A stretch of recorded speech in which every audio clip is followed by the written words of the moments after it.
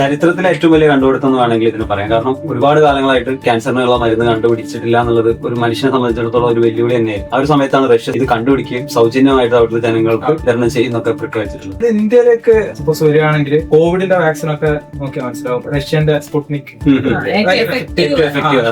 ഇന്ത്യയിലെത്തുമ്പോൾ കൂടുതലും ഫാമ കമ്പനീസിന്റെ ഒരു കയ്യിലേക്ക് ഇത് എത്താനും അതൊരു ഭയങ്കര ബിസിനസ് എന്നുള്ള ലെവലിലേക്ക് പോകാനുള്ള ചാൻസ് ഭയങ്കര കൂടുതലല്ലേ. പക്ഷെ ഇന്ത്യയിലേക്ക് വരുന്ന സമയത്ത് ഇതിന്റെ ചാർജ് എത്രത്തോളം ആവും? കാരണം റഷ്യയിൽ ഇപ്പൊ അവരുടെ ഗവൺമെന്റ് ആണ് ഇത്രയും ഫണ്ട് ഇറക്കിയിട്ട് ജനങ്ങൾക്ക് വേണ്ടി ഇങ്ങനെ ഒരു സർവീസ് ചെയ്തിട്ടുള്ളത്. ഒരു ഡോസിന് എന്ന് പറഞ്ഞാൽ ഇന്ത്യയിലെ 3 lakhs അടുത്തോളം വരുന്നത്. അപ്പം ഇന്ത്യയിലേക്ക് വരുന്ന സമയത്ത് ടാക്സും കാര്യങ്ങളൊക്കെ ആയിട്ട് ഒരു സാധാരണക്കാരന് അഫോർഡ് ചെയ്യാൻ പറ്റുന്ന എമൗണ്ട് ആയിരിക്കുമോ എന്നുള്ളത് സംശയം. ആളുകളിലേക്ക് എത്തും, പക്ഷെ ഇതിന്റെ പ്രൈസ് കുറച്ചുകൂടെ കുറഞ്ഞു കിട്ടുക എന്നുള്ളതാണ് നമുക്ക് സാധാരണക്കാരന് ഗുണകരമാവും. ശരിക്കും ഒരു രാജ്യം എന്നുള്ള നിലയ്ക്ക് ഇങ്ങനെയുള്ള കണ്ടുപിടുത്തങ്ങൾ, ഇങ്ങനെയുള്ള ഇൻവെസ്റ്റ്മെന്റ് ഒക്കെ അല്ലേ അതെ ഭരണാധികാരികൾ നടത്തുന്നത് ജനങ്ങൾക്ക് ഗുണപ്രദമാണ്.